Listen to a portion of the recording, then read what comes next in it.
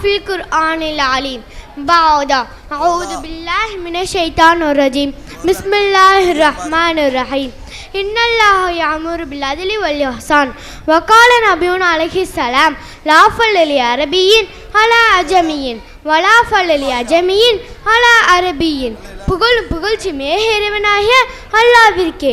சாந்தியும் சமாதானமும் சமூக நீதியின் நாயகர் எம்பெருமானே ரசூலை கரீம் ஸல்லல்லாஹு அலைஹி வஸல்லம் அவர்கள் மீதும் அன்னாரின் வாய்வை பின்பற்றிய சஹாபாக்கள் சாலிகின்கள் சுகதார்கள் மீதும் குறிப்பாக நம்மவர்கள் மீதும் உண்டாகட்டுமாக. என் பெயர் ஆதிலா. நான் சமூக நீதி நாயகர் நபிகள் நாயகம் ஸல்லல்லாஹு அலைஹி வஸல்லம் அவர்களை பற்றி பேச வந்துள்ளேன். அல்லாஹ்வின் நல்லடியார்களே, இந்த மார்க்கத்தில் அநியாயத்திற்கும் அத்துமீறலுக்கும் துரோகத்திற்கும் ஒருவருடைய உரிமைகள் மீதும் எல்லை மீறலுக்குண்டான எந்த விதமான சட்டங்களும் அணு அளவு கூட ஒரு துளி அளவு கூட கிடையாது.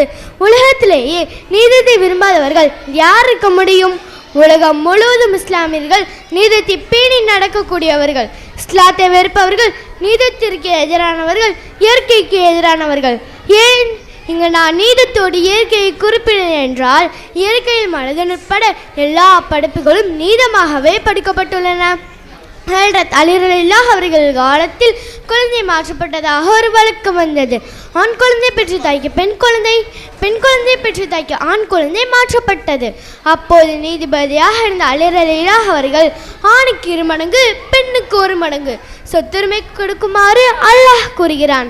இதன் அடிப்படையில் இருவரின் தாய்ப்பாலை ஒப்பீடு செய்து ஆண் குழந்தை குறைத்தாயிடம் ஆண் குழந்தை, பெண் குழந்தை குறைத்தாயிடம் பெண் குழந்தை ஒப்படைக்குமாறு தீர்ப்பு வழங்கினார்கள். இன்றைய உலகில் சமநீதி என்பது மனிதன் கொடுத்து, ஆனால் சமூக நீதியில் அல்லாஹ் ஒவ்வொரு நிலைக்கும் ஒரு நீதியை வைத்துள்ளான். அல்லாஹ் யாருக்கும் அநீதி இழக்க மாட்டான். நாளை மறுமையில் மனிதன் அணு அளவு செய்த நன்மையும் தீமையும் அல்லாஹ் எடை போடுவான். இந்த நீதியை தான் நபி ஸல்லல்லாஹு அலைஹி வஸல்லம் அவர்கள் தமது சமுதாயத்தில் நிலைநாட்டி சமூக நீதியின் நாயகராக வாழ்ந்தார்கள். ஏழை பணக்காரர் உயர்ந்தவர் தாழ்ந்தவர் என்ற பாகுபாடு இல்லாமல் அனைவருக்கும் சமமான நீதியை வழங்கினார்கள்.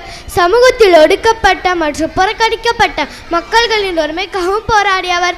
அல்லாஹ்வின் சட்டத்தின் முன் அனைவரும் சமம். நபிகள் நாயகம் அன்றைய காலத்தில் மதீனாவில் வாழ்ந்த மக்கள்களின் உரிமை மற்றும் பாதுகாப்பிற்காகவும் போராடியவர். அடிமைத்தனத்தை ஒழிப்பதற்கும் அடிமைகளின் உரிமைக்காகவும் போராடியவர்.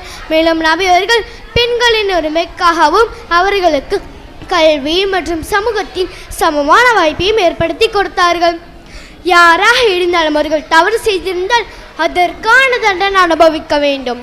ஏன் நவீன் மகள் ஃபாத்திமா திருடினாலும் அவர்கள் கை வெட்டப்பட வேண்டும் என்று எப்போதும் நீதியும் நேர்மையும் கடைபிடித்து உறுதியாக இருந்தார்கள்.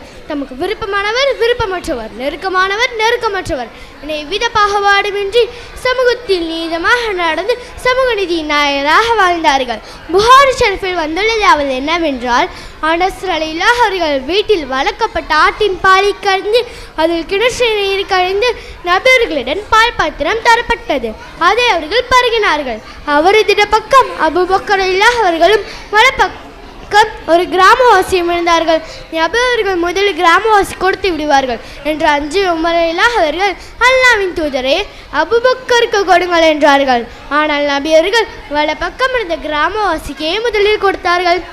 இடப்பக்கம் இருந்த அபூபக்கர் ரலியல்லாஹு அவர்கள் தமது உடலாலும் உடைமைகளாலும் இஸ்லாமிய மார்க்கத்திற்கு பக்கபலமான நபித்தோழர். ஆனால் வலப்பக்கம் இருப்பவர்களுக்கே முன்னுரிமை கொடுக்க வேண்டும் என்று எப்போதும் நபி அவர்கள் சமூக நீதிக்கே முக்கியத்துவம் கொடுத்தார்கள். நுஅமான் இப்னு பஷீர் ரலியல்லாஹு அவர்கள் கூறினார்கள், என் தாய் என் தந்தையிடம் அஹதுக்கு சிறிது சொத்திலிருந்து அன்பளிப்பாக வழங்கும்படி கேட்டார்கள். அதற்கு என் தந்தை அவரது மனசில் பட்டது எனக்கு அன்பளிப்பாக செய்தார்கள். அதற்கு என் தாயார், இதற்கு நபி அவர்கள் சாட்சி ஆகாதவரை நான் திருப்தி கொள்ள மாட்டேன் என்றார்கள். எனவே நான் சிறுவனாக இருக்க என் கையை பிடித்த நபிகளாரிடம் வந்து இவனுடைய தாயார் அம்ரா பின் ரவஹான் இவனுக்கு செய்த அன்பளிப்பாக வழங்கும்படி என்னிடம் கேட்டார்கள். அதற்கு உங்களை சாட்சியாளராக ஆக்கும்படியும் கேட்டுக்கொண்டார்கள் என்று என் தந்தை கூறினார்கள். அதற்கு நபி அவர்கள், இவனை தவிர வேறு குழந்தை இது உண்டா என கேட்க ஆம் என பதிலளித்தார்கள். அப்போது நபி அவர்கள், என்னை அநியாயத்திற்கு சாட்சியாளர் ஆக்கிவிடாதீர்கள் என்று கூறிவிட்டார்கள். சிறியவர் பெரியவர், ஆண்கள் பெண்கள், முஸ்லீம் அல்லாதவர் எல்லா தரப்பு மக்களிடமும் நபியர்கள் நீதமாக நடந்து சமூக நீதி நாயகராக வாழ்ந்ததால்தான் வரலாற்று சிறப்புமிக்க 100 நபர் என்ற புத்தகத்தின் ஆசிரியர் நபியர்களின் பெயரை முதலில் கொண்டு வந்துள்ளார். எனவே அந்த நபியை பின்பற்றி நாமும் அனைவரிடமும் நீளமாகவும் நன்மையாகவும் நடந்து அல்லாஹ்வின் அன்பையும் அருளையும் பெறுவோமாக. ஆமீன்.